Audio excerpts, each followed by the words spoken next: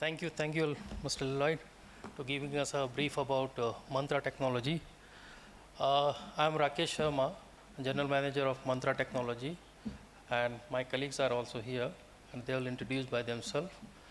Uh, as I will add one more thing also, the way Mr. Lloyd said, okay, we are designing, implementing. We are not specific to the any vendor. We always believe in the customized solutions as per the requirement. We have deployed very many places, data center, cyber security solutions, even the server storage based solution, hyper converse solutions. So these are the things which we does. And the brief, like the introductions, I will request to run the video, which is done by our chairman. He will give us a complete, he will give you a complete introduction about the mantra. Kindly run. My personal vision about Africa has got absolutely immense potential, growing both economy wise as well as embracing technology. I expect that I am able to deliver the most emerging technology in the most cost effective manner to every client, every business, every customer.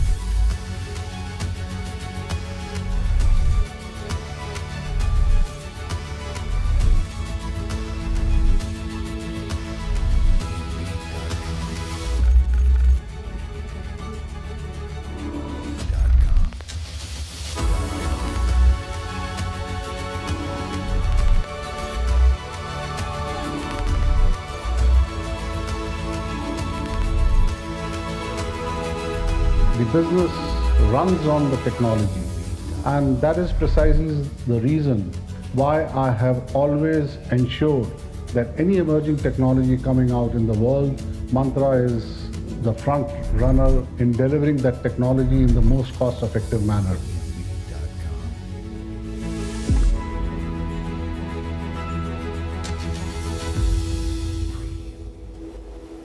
Good afternoon, ladies and gentlemen. I think we are the one last roadblock before we go to lunch. I'm sure all of you are hungry.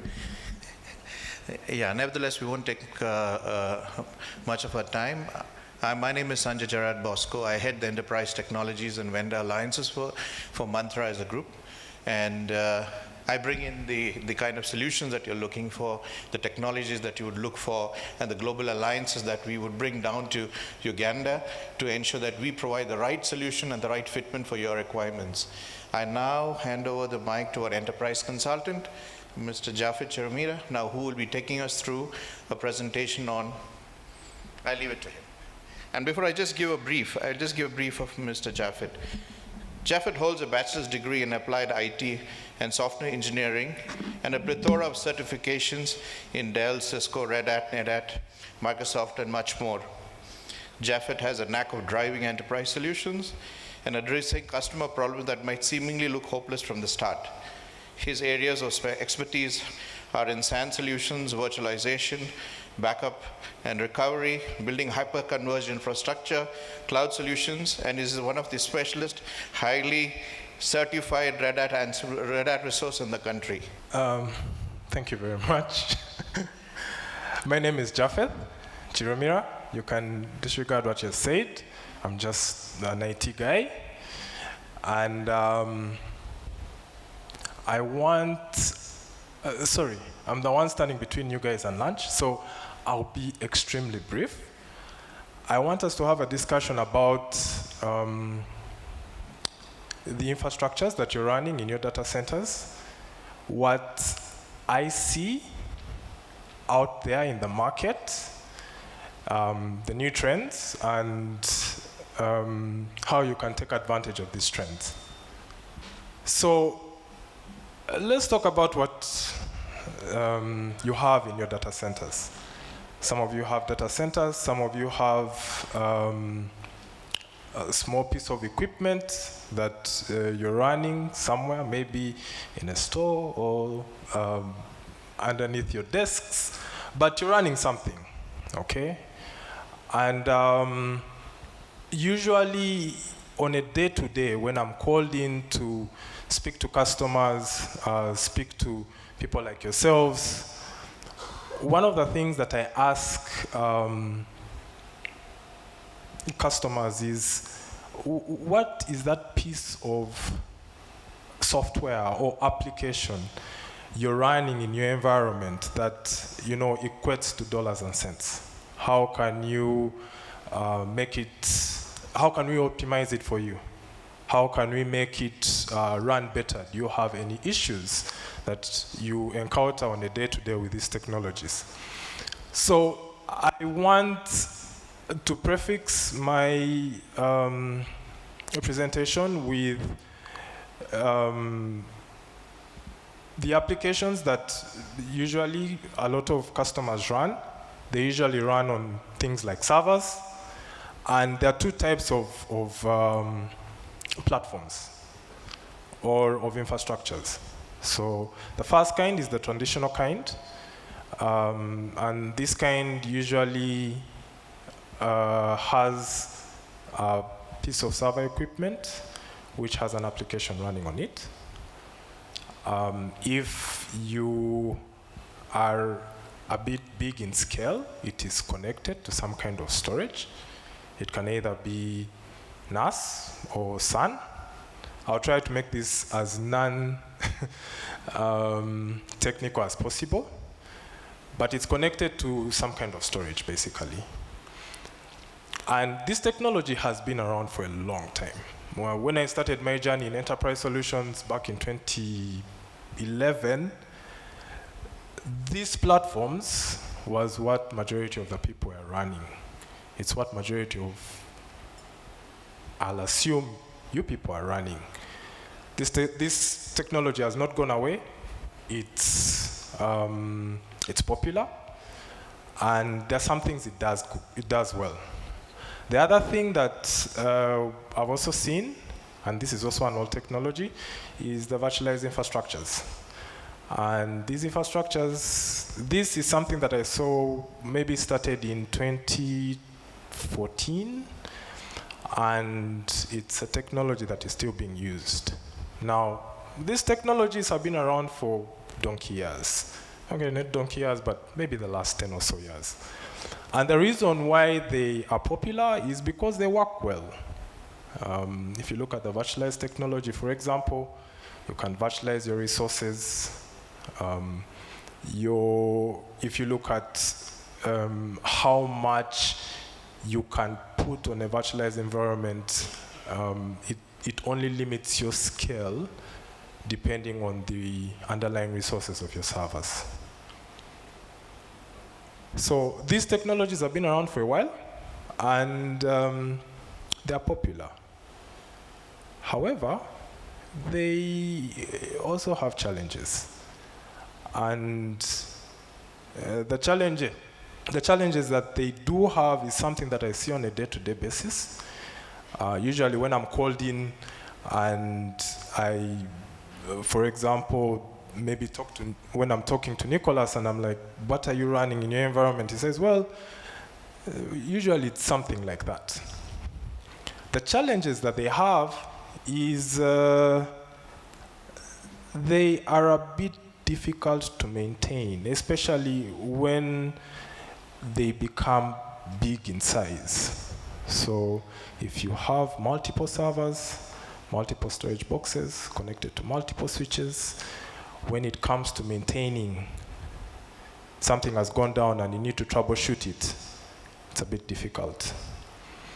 If it's a small, just a couple of servers and storage, it's a bit easy to deploy, but as time goes on, it becomes a bit hard. I don't know if you people are familiar with what's currently happening in the market with regards to VMware, which is biggest market share of hypervised solutions. So the VMware was recently bought by a company called Broadcom. And usually when we see these buy-ins or buyouts in technology, usually they're a bit smooth.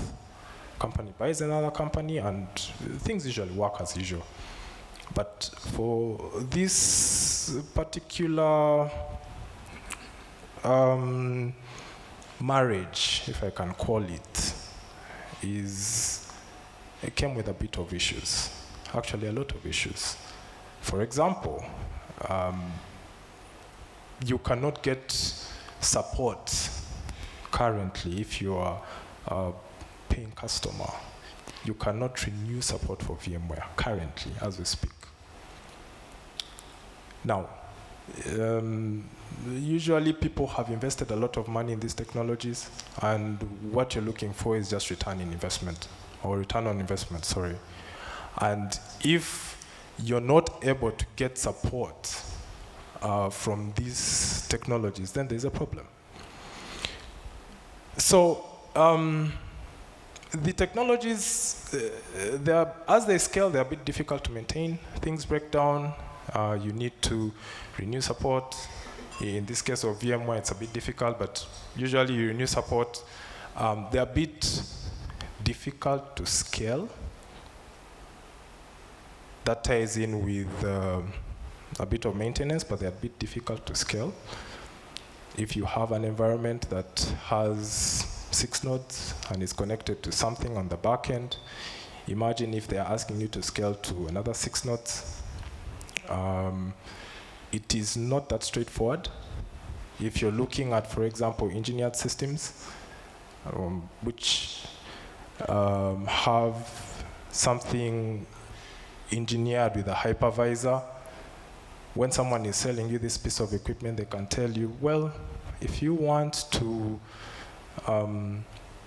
scale this environment, well, you just add nodes. You can just add disks, or you can just add memory.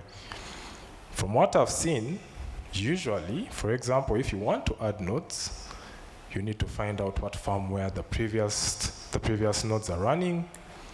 You need to find out whether they are compatible. So you kind of get into this whole, can this run with this?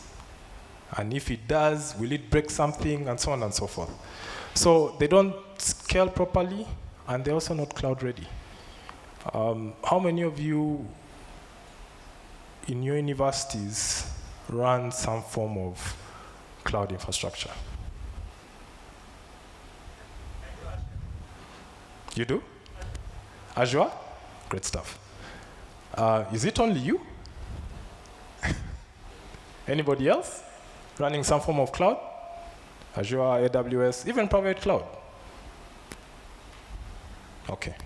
So the environments are not really cloud ready. And the other thing that I've also seen, or the other thing that we see in the market is businesses now and universities as yourselves that have a department for software development. When your developers are developing these softwares, obviously you're thinking of where they're going to run. And these softwares need to be run across the board. So whether they are going to run on a piece of hardware in your data centers, or they're going to run in the cloud. This is something that you need to think about. This is something that you need to constantly think about, because these platforms that were originally good platforms come up short when you now look at the trends that are happening in the market. Now, I am speaking of trends. They are mainly, from my perspective, 3 trends that I see that are driving the new platforms. One of them is, we've already touched on it, it's cloud, and the need for different applications to run on cloud.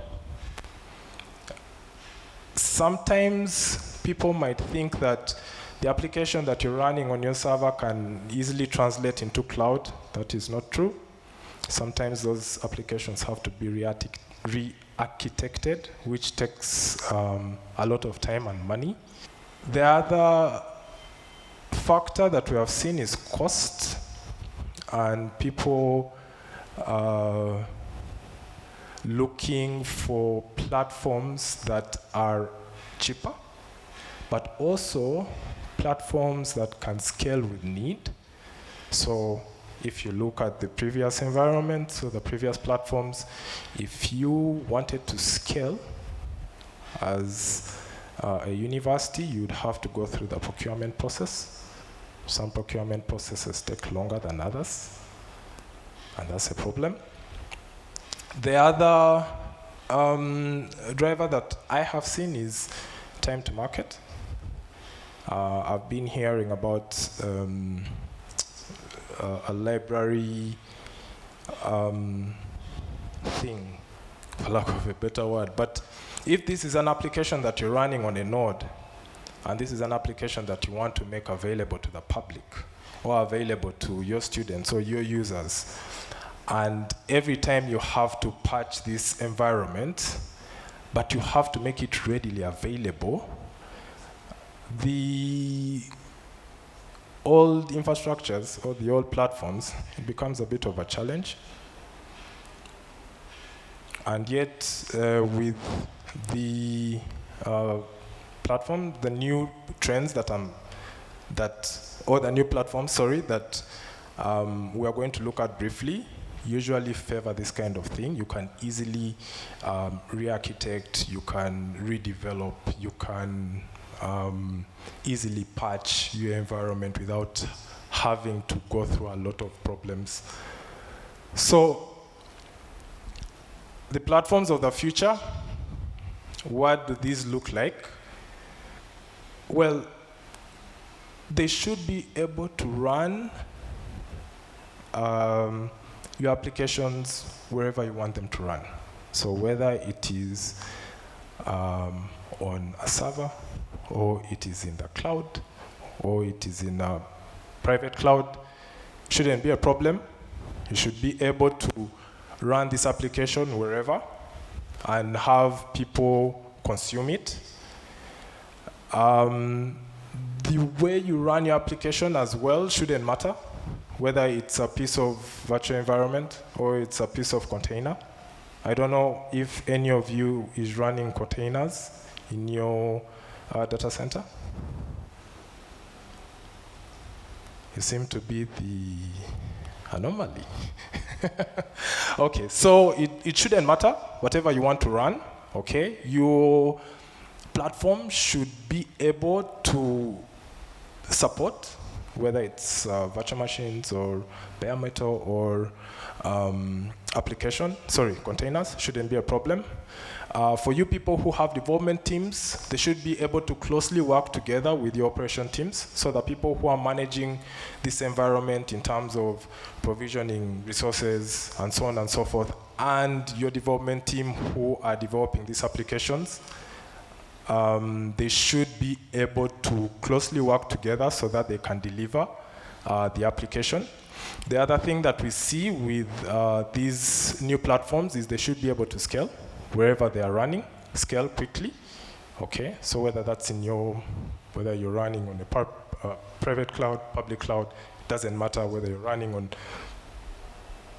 on some servers inside your data center, both in terms of resources and also in terms of where this application is running. Scalability shouldn't be an issue. Then the other thing is we also see a lot of automations on these new platforms. So this platform you should be able to automate readily these platforms. And I can give you an example. If, for example, you're deploying a piece of application and you are going to put it on a server, and it's just one application, that's fine. 2 applications, you can still do that.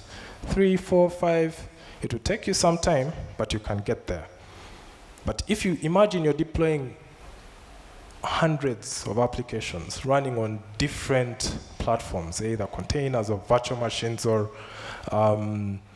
you have to spin up, let's say, hundreds of virtual machines at the same time, then it becomes a bit tricky. So the other thing that we have seen with these new platforms, they are able to provide, or they're able to readily be automated, which is something that we are seeing with the platforms, with these new platforms. All in all, the platforms that you currently run, and this is a discussion that I'm usually interested in with people that are heads of ITs, CIOs, and so on and so forth.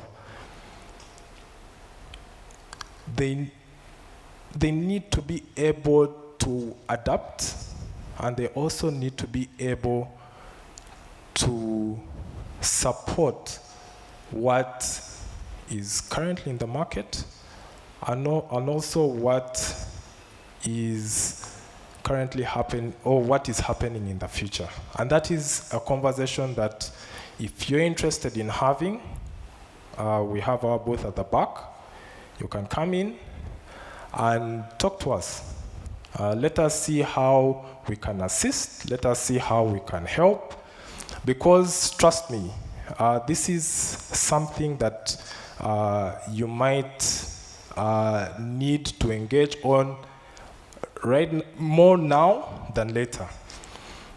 Now, an example of these platforms, I don't know if any of you has heard of OpenShift. Anyone? Again, same person? We are interested in having this discussion with you. So, again, my name is Japheth. Thank you for your time, and thank you for the opportunity.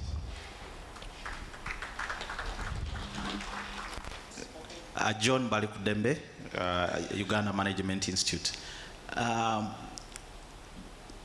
just need to know, what are you offering? These solutions. All of them. You see, UMI, very brief people. Second question. Sorry, I always have a problem with marketeers.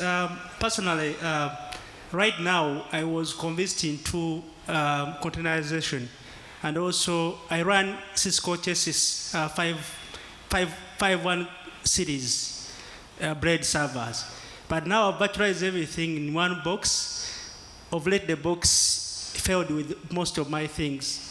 So maybe as we market the things to us, you need also to really tell us the drawbacks that comes with these kind of technologies. And we have plan Bs. Very expensive infrastructure, from nowhere, completed down, cities, the latest cities of blade server. So I think you need to be advising us also on the drawbacks as we containerize our applications or virtualize these applications.